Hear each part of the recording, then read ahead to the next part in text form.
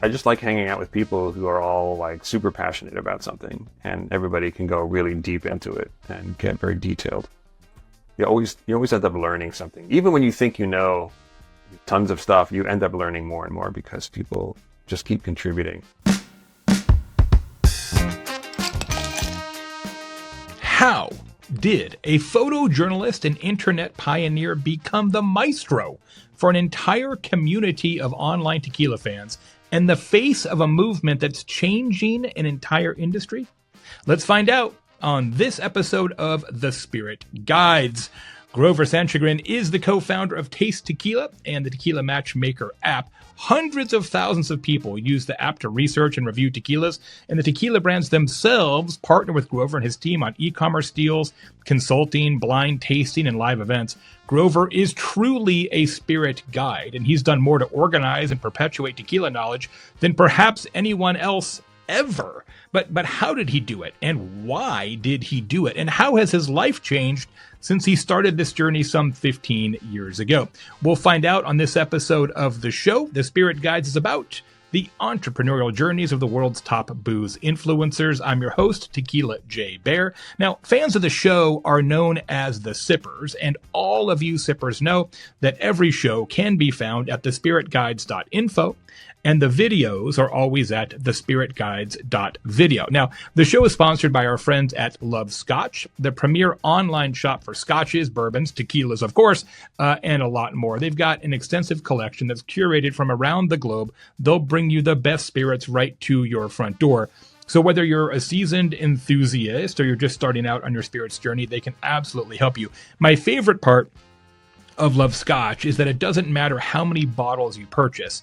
Shipping is always $19.95. So if you buy one, it's $19.95. If you buy 12, also $19.95. So it makes sense to stock up. Offer not available in Alaska, Hawaii, Bulgaria, or whatever. Go to lovescotch.com. That is lovescotch.com. The show is produced by our pals at Content 10X. Go to content10x.com for all your content creation and production needs. And now, here is the Spirit Guide, Grover Sanschagrin. Grover, thanks for being here, my friend. Thanks for having me. Now, you started your career as a photographer. And what I love is that we had a very parallel career path as younger professionals. You helped some of the pioneering media websites in the late 90s and early 2000s and helped build them, like Chicago Tribune Interactive, Final4.net, NBCOlympics.com. Were you a tequila fan back in those days or just more of a digital internet fan?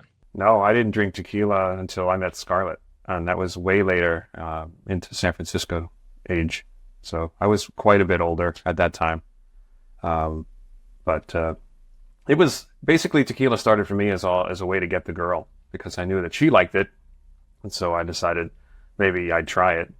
And when I did, I actually liked it, so I thought, whoa, I did not expect that a tequila or any spirit could taste like this.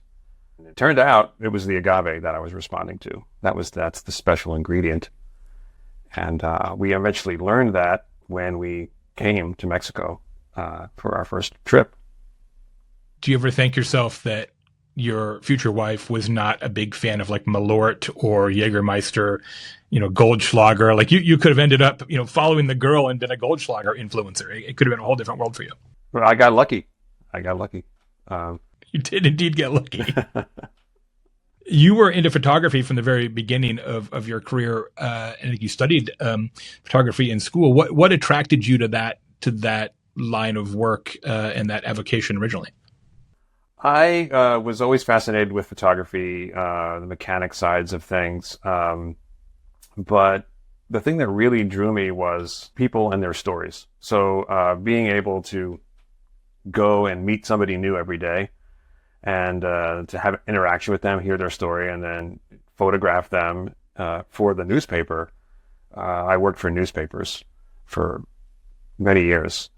And it was always like an interesting experience and a challenge to be able to tell somebody's story visually. And it'd be important because how often do people get in the newspaper, maybe once, twice in their life if they're not a criminal. So was a moment I didn't take lightly. And so there would be every single day I'd be in somebody's house taking their portrait. And I always thought that was very rewarding, you know. Yeah, that's amazing to think about that, right? That you are capturing an image that represents one of the pinnacles of their life, one of the highlights of their life or career. I've never thought about it that way, but I love that perspective. When you mentioned that you went to Mexico, fell in love with the girl, and then agave spirits. Eventually, you and your wife Scarlet started what essentially was a blog, right? The Taste Tequila blog, back when blogging was really the sum total of digital content in a lot of ways. What was the plan for the blog? Just kind of like, here are our observations, travel log kind of thing, or did you have sort of a more of a content calendar in mind?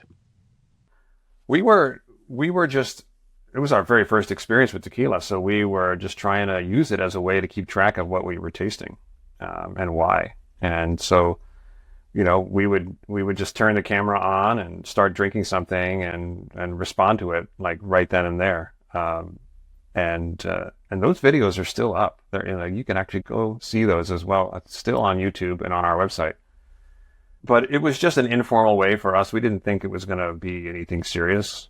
But almost right away, Scarlett's a former journalist and I'm a former photojournalist. So the quality of our content, I guess, was fairly good. And we used to get contacted by brands almost right away, sending us bottles and stuff. And we were really surprised by that. And so it just kind of snowballed from there. Eventually, we ended up moving to Mexico for the first time. I think this was like 2011. And we met a lot of people, a lot of producers, a lot of families who make tequila, who were very happy to meet us. And I guess we were very inquisitive. We asked a lot of questions. That's kind of the way we are. We may not have appeared to be the typical tourist. We were just asking very detailed questions. And after 2 years of that, we returned to San Francisco. And we thought, you know, maybe we should make an app that kind of summarizes all that we've learned from these people to try to help people get a similar experience that we got while we were there. And that's how the app started. Now the app, I mean, I remember telling Scarlet, I said, you know, I will consider us successful if we get 10,000 people to use the app. Yeah. And now it's what, 400,000 or something like that? It's around 360,000, the last, I think, we're inching up on. We're on the third version of the app right now. The first version was absolutely embarrassing. Like, if you were to go back and look at it, you'd be like, whoa, I mean, seriously, what? You know, there were like no photos. But then the third version, which is we're in now, we really saw the spike of people signing up and using the app. That's because we started giving people information about themselves, about their palates, feeding them back information about what they like and don't like, in terms of production equipment and, you know, regions of the tequila making world. And people responded to that. They thought it was a pretty cool thing to like realize, oh, I'm responding to celery and saline and green olive. You know, like I didn't have any idea. So it just became a snowball effect after that. Lots of adding new data, lots of maintaining everything. You know, your background is so interesting because this idea of community, I think, is a huge theme, not just here, but in the past. So you founded sportsshooter.com, which is an online community for sports photographers. You famously co-founded Photo Shelter, which is a community and licensing hub for stock photography. And the Tequila Matchmaker app is also a thriving community of sorts. Why is that thread so persistent in your career? I don't know. I never thought of it. I just feel like together, when people come together on a particular topic of interest that they're really passionate about, it generally becomes a more pleasant grouping of people. When we did Sports Shooter, which I haven't thought about that for a while, so you really dug deep. That was, you know, there was always there's the big world of photography, right? Where you've got all these different photographers. But then you have sports photographers, and they are a special breed. They are very different. There's like a very small amount of them, but they're scattered all over the world. And they never really had any way to group together. This is like before Facebook. So what we created was just a world only for them. And oh my God, it just went crazy. And we ended up having members all over the world. And people were so happy to be able to group together, because usually if you're just one sports guy in a town, and that's it. There's no community to hang out. So this is what the community was to hang out. And it was very satisfying for us to create it and also to be members of it. That led to Photo Shelter, which is a product for all photographers, and the website, the shopping cart, the archive, all the images, every kind of image. That was less of a community, but it was basically tapping into the community that we had already helped, establish. I just like hanging out with people who are all like super passionate about something, and everybody can go really deep into it and get very detailed. You always end up learning something. Even when you think you know tons of stuff, you end up learning more and more because people just keep contributing. When you started the app, how soon did you sort of realize like, oh, this is potentially like a real business, not just sort of a fun project? Or did you start it to be a real business? And sort of how did that intersect with your work at Photo Shelter? And when did you sort of say, all right, we got to kind of switch horses here? Well, in terms of the app being a real business, we're still trying to figure that out.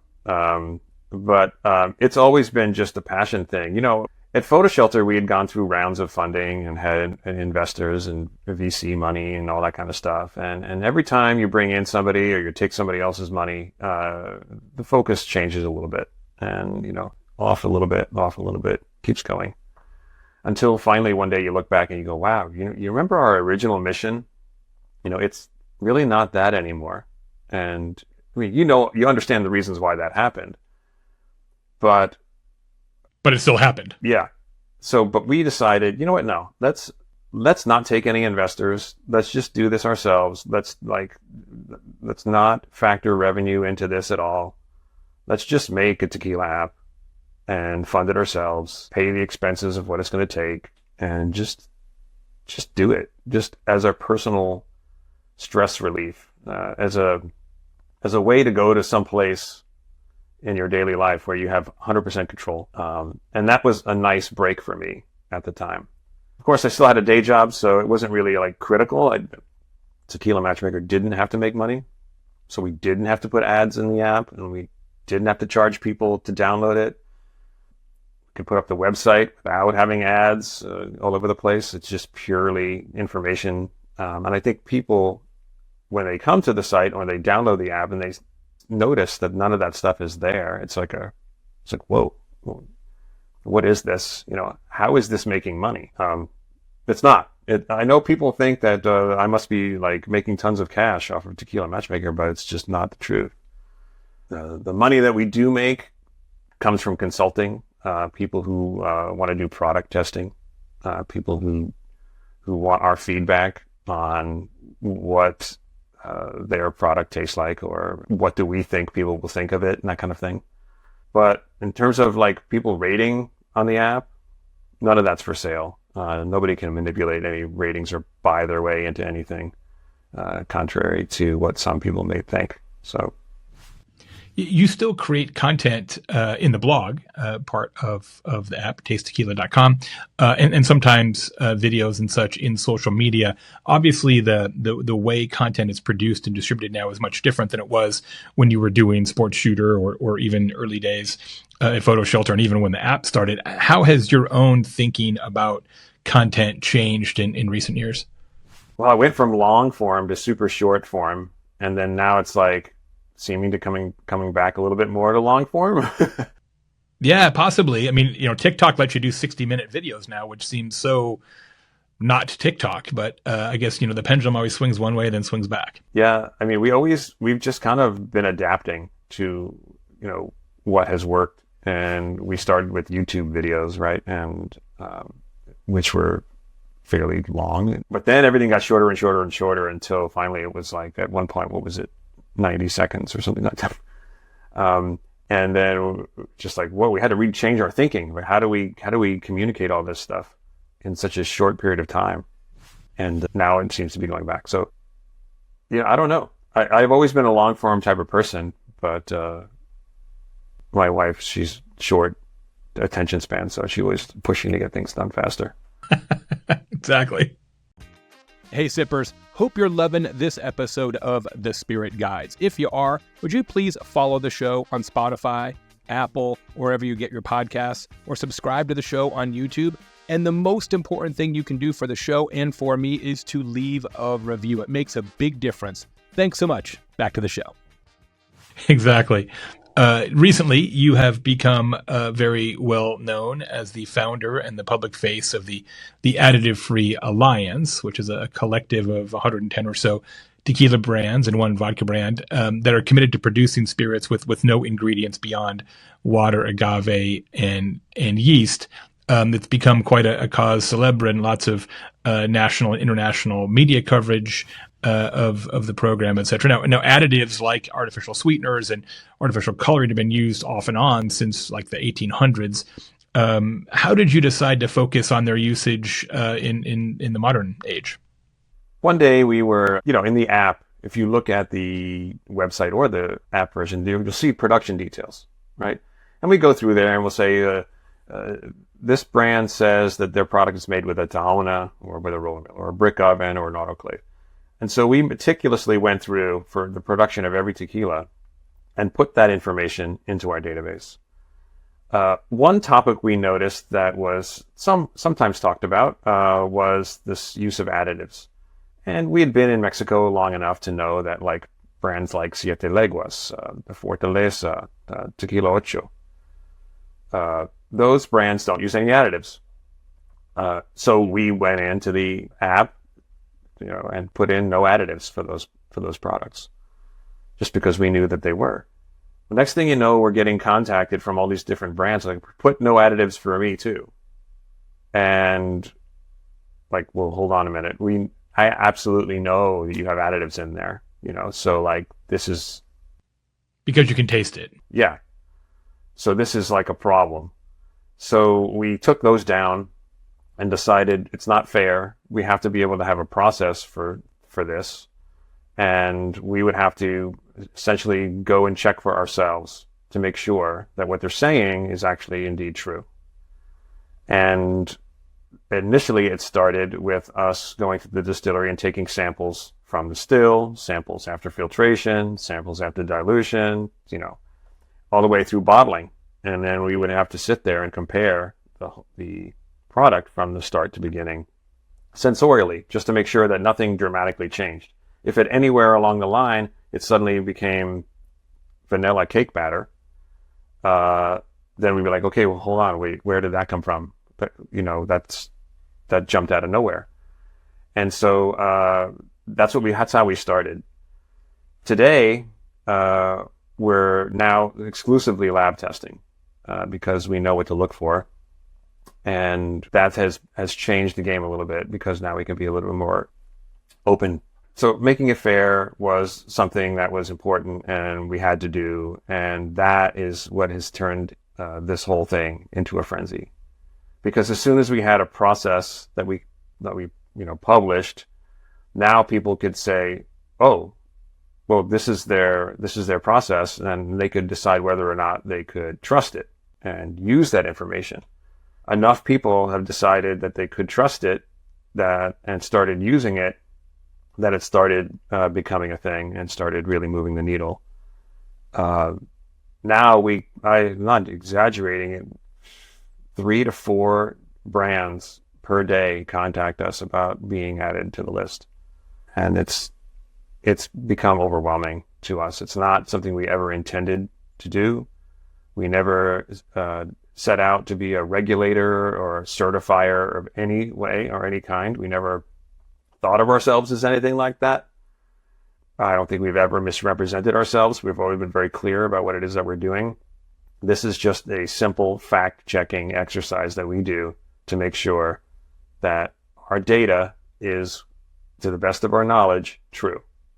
Look, it's not something, this is not what I wanted my life to be. I'm not. This is not an ego thing. All I know is that the small families that we got to know and continued to meet, who are the like heart and soul of the tequila industry, all thank us.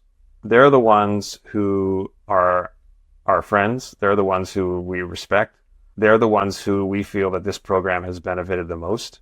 And for that reason alone, I think it's been good. Like, all considered, all the legal hassles and the struggles that we've been through, if these family brands can survive and thrive, then great. What you're seeing is, and you've covered this on your content, is that the increasing sales for these small brands who are additive free, following traditional methods, and the decreasing sales of the big giants are causing the big giants to freak out. They didn't really care about our silly little program and our silly little app for years until they decided, oh, wait, this might be contributing to our sales decline. And then they all motivated to try to take us down. And for sippers who aren't familiar with the details, Grover and his wife Scarlet's offices were raided by officials of the CRT, which is the Mexico's tequila regulatory body, and a lot of property was seized, and now there's court cases and everything else. It's really gotten to be pretty crazy, which is one of the reasons why Grover joins us on the show from Florida, not from Jalisco as he would have in the past. There's no question that the impact of the Additive Free Alliance and originally the list that you created on the Tequila Matchmaker app has been significant. I mean, brands are changing their recipes, bartenders are changing their menus, retailers are changing their assortments to focus more, in many cases, on additive free brands, and it is having a sales impact. Does that feel like a lot of pressure on you? Does that feel like obviously it's not a legacy you necessarily set out to have, but it is your legacy now, and how do you feel about it? Yeah, it is very uncomfortable. It's really, really uncomfortable. I've received more than I can remember phone calls from panicked brand owners who said, you got to get me on your list because I can't get a distribution deal. I can't get an importation deal. I can't get anything off the ground unless we're on your list. And like, you got to be kidding me. Like, I don't think that that's fair, Like, establish your brand without us.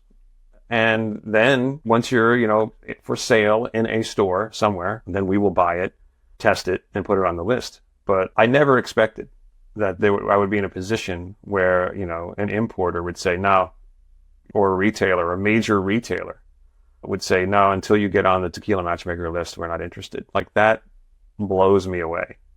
And so I don't like it. I don't think it's fair. And I wish that wasn't the case. Well, especially because not every brand that doesn't use additives is on the list. You can't test everybody, certainly not at the same time. There are some brands that claim to be additive free that perhaps are not. Whether that's malevolent or not is probably a subject of a different show. But there are certainly brands that are additive free that just aren't on the list yet for whatever reason. And so then that makes it even more unfair. The list is an incredibly valuable tool that's had a huge impact on the industry, but it is not stone tablets. Like, it wasn't handed down by God, right? It's not 1,000% accurate, and it was never intended to be 1,000% accurate, I assume. No, it was meant to be a little snapshot of what a natural tequila tastes like, right? So that consumers could just stick to that list for a little while, and next thing you know, they're training their palate. Not that everything on the list is the be all and end all, not at all. There's plenty of brands that aren't on the list that are additive free. That's for you to decide as the drinker, right? Like, the intent was to say, hey, look, this list is what natural tequilas taste like. If you like that, now you know what a natural tequila tastes like. But before that list, nobody knew what was the product of additives and what wasn't. There was no stake in the ground or any kind of touchstone or anything. So now that exists, you're seeing a lot of people, especially content creators, feeling a lot more confident with their own palates. They're tasting stuff and they're saying like, this has additives. You didn't see that 3-4 years ago, you know. Now you're seeing it quite common. So we've kind of given people the confidence and the ability to identify which tequilas have or don't have additives. And in that way, this whole thing has moved way beyond us. Taking us out of the game isn't going to change what's already in motion. You know, you've had a ringside seat, not just in the tequila category, but others as well, to see sort of the rise of influencers and content creators helping brands and having more of a role in determining or helping consumers make better or different buying decisions. How do you see the spirits industry and the role of influencers evolving in the future? I don't know about the future, really. I just know that, and I was thinking about this the other day. There was somebody that posted a video. I haven't watched it, and I just heard people talk about this a couple of days ago, ranting about how they were one of the original influencers, and they were, you know, now they're being overlooked by all these new influencers. And I started to think, well, I was kind of started around that time too, so I understand what he's talking about. But for me, it's always been category first, right? That's like I've always loved the tequila spirit category, and anybody, I don't care who you were, where you were, anybody who was going to spread information that was accurate and truthful, full support. You know, this is never, for me, it's never been an ego fest. It's never been about me. I've never been looking for attention. None of that. I just wanted to be able to spread information that was true to the people. And that's it. And if I saw somebody else come out of nowhere, start doing content, and what's coming out of their mouth was true and accurate, my full support. And that's about the tequila community, I think. Some of the coolest times I've had have been tequila people when we just all get in a room and just nerd out on the spirit. And it's not about anyone. It's about the spirit, right? Last question for you, Grover. If you could sip some tequila with anybody in the world, who would it be? Frank Zappa. Nice. Wow. Frank Zappa. Didn't see that coming. That's incredible. My all-time hero in life is Frank Zappa. No, believe it or not. That is from way back. Yes, when I was a kid, I just was fascinated by the musicality and the unpredictableness of his music, and the lyrics being clever and funny. There was always a bit of humor thrown in there, never taking himself too seriously. Very perceptive man who was thinking way ahead, farther ahead than the normal person would ever think about. And I just always admired him. I almost got to see him in concert when I was a kid. He came to Stony Brook University on Long Island. This is where I grew up. And, you know, I used to be on the swim team, and I practiced at the university in the pool there. And at the end of the practice, I knew he was playing that night, and I walked up and setting up the stage and with chairs, and I knew in a couple of hours he was going to be on that stage. And I just sat there and looked at the stage, and my mother would never let me go see Frank Zappa. There's just no way. And so that's the closest I ever came. Then when we went down, I noticed there were these buses out in the back of the parking lot that had big dogs like painted on the sides of each of the buses. And I later heard in his music and in his talkings and stuff like that each of his buses had a different name, and it was Fido 1, Fido 2, and that kind of thing that had the dogs on them. So that's how close I came to him, but I never got to see him live. Yeah, you were very close, and you could have come up in the swim cap, the whole thing. It would have been amazing. I should have snuck out. Grover, thanks so much. You should have. You had your chance. It's too bad. Thanks so much for being here. Really appreciate it. Thanks for all the work that you're doing for the tequila community. We really appreciate your guidance and your support. And please say hi to your fantastic wife, Scarlet, as well. I will. Thank you very much for having me here. Absolutely. Sippers, that was Grover Sanschagrin from the Tequila Matchmaker. You can find him on Instagram as Tequila Match and on TikTok as Tequila Matchmaker. Go download the Tequila Matchmaker app right away. You're going to love it. Go to thespiritguides.info or thespiritguides.video for all the links and the show notes on this episode. Big thanks to our friends at Love Scotch for their support. Check out their extraordinary collection. They'll send it right to your door. Go to lovescotch.com. Show is produced by content10x.com. We love them, recommend them for all your digital content. I am Tequila Jay Baer. You can make mine a double. Sippers, see you next time right here on The Spirit Guides.